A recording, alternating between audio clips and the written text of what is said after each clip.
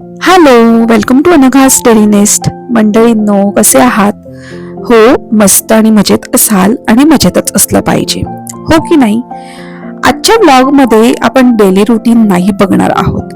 आपण आज असं काहीतरी डिस्कस करणार आहोत जे खूप साऱ्या स्त्रिया फेस करत असतात आणि तो टॉपिक आहे टॉक्सिक रिलेशनशिप.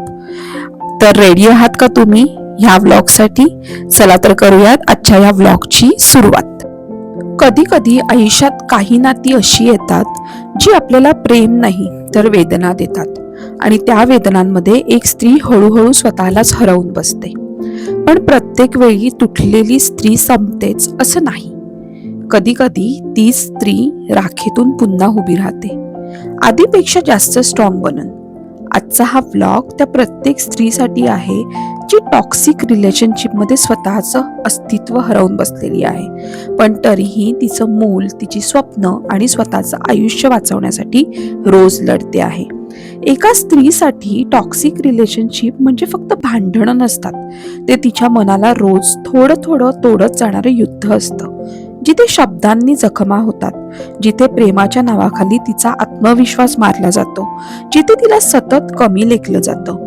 तू काहीही करू शकत नाहीस, तुझी किंमत नाही, तुझ्यामुळे माझं आयुष्य खराब झालं आहे. आणि हळूहळू ती स्वतःवर शंका घ्यायला लागते. ती आरशात स्वतःकडे बघते, पण तिला स्वतःमध्ये काहीच चांगलं दिसत नाही, कारण कोणीतरी तिला इतकं तोडलेलं असतं की तिच्या मनातला आत्मविश्वास मरून गेलेला असतो.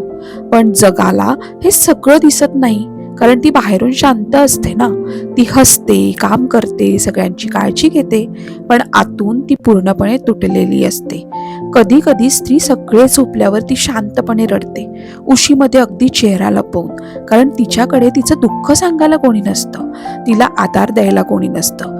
आणि सगळ्यात जास्त त्रास तेव्हा होतो जेव्हा ज्या माणसाकडून प्रेमाची अपेक्षा असते तोच माणूस तुम्हाला रोज तोडत असतो. एक स्त्री प्रेमासाठी खूप काही सहन करते, कारण ती नातं वाचवण्याचा प्रयत्न करत असते, घर वाचवण्याचा प्रयत्न करत असते, मुलांचं आयुष्य तुटू नये म्हणून स्वतः तुटत असते. पण एक वेळ अशी येते जिथे ती पूर्णपणे थकते, आणि मग तिच्या मनात एकच प्रश्न येतो, मी खरंच इतकी वाईट आहे का? नाही, ती वाईट नसते, ती फक्त चुकीच्या माणसांसोबत अडकलेली असते. टॉक्सिक रिलेशनशिपमध्ये सगळ्यात आधी मरतं ते स्त्रीचं सेल्फ रिस्पेक्ट. ती स्वतःचं मत बोलणं बंद करते, स्वतःच्या इच्छा मारते, स्वतःचं अस्तित्व विसरते, आणि मग एक दिवस ती फक्त नावापुरती जिवंत असते.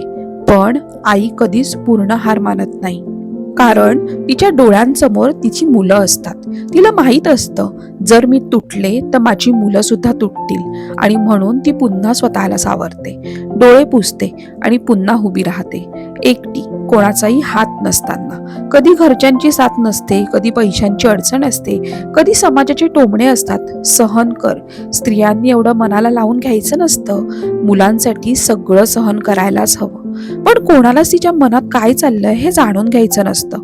एक स्त्री जेव्हा स्वतःच्या पायावर उभं राहायचं ठरवते ना, तेव्हा ती फक्त पैसे कमावण्यासाठी धडपडत नसते, ती स्वतःला पुन्हा शोधत असते, तिचा हरवलेला आत्मविश्वास परत मिळवत असते. तिला तिच्या मुलांना दाखवायचं असतं की आयुष्यात कोणीतरी तुम्हाला तोडलं म्हणून आयुष्य संपत नाही, उलट तिथून तुमची खरी ताकद सुरू होते. आणि खरं सांगू, नवरा वाईट आहे म्हणून आयुष्यात हरायचं नसतं, कारण काही माणसं आपल्या आयुष्यात कायमचं राहण्यासाठी येत नाहीत. काही माणसं फक्त आपल्याला एक धडा शिकवायला येतात, आपली किंमत समजावायला येतात, आपल्यामध्ये किती ताकद आहे हे दाखवायला येतात. कदाचित तो माणूस तुमचं आयुष्य खराब करायला नाही, तर तो तुम्हाला स्ट्रॉंग बनवायला आलेला असतो. देव प्रत्येक वेदनेमागे काहीतरी कारण ठेवतो. काही वेदना शिक्षा नसतात, त्या ट्रान्सफॉर्मेशन असतात, त्या आपल्याला आतून मजबूत बनवत असतात. आणि कदाचित देव तुम्हाला सांगत असतो, तू पडलीस तरी पुन्हा उठू शकतेस, तुझ्यात अजून खूप ताकद आहे, तू हारण्यासाठी नाही तर जिंकण्यासाठी जन्माला आलेली आहेस. म्हणून ज्या माणसाने तुम्हाला हरवायचा प्रयत्न केला त्याच्यासमोर एक दिवस स्वतःचं सुंदर आयुष्य उभं करून दाखवा, तुमच्या मुलांना स्ट्रॉंग बनवून दाखवा, स्वतःची ओळख तयार करून दाखवा.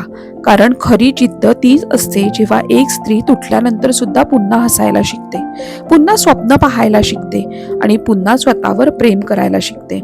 जर आज तुम्ही कठीण काळातून जात असाल ना, तर फक्त एवढंच लक्षात ठेवा, ही तुमची शेवटची स्टोरी नाही. हा फक्त तुमच्या स्ट्रॉंग बनण्याचा फेज आहे. तुम्ही कमजोर नाही, तुम्ही फक्त खूप काही सहन केलं आहे आणि म्हणूनच एक दिवस तुम्ही ह्याच वेदनांमधून स्वतःचं नवीन आयुष्य उभं कराल. कारण स्त्रीला संपवणं इतकं सोपं नसतं, ती राखेतून सुद्धा पुन्हा उभी राहते. Thank you for watching this vlog. See you in the next vlog. Till then, stay happy. Take care. Bye.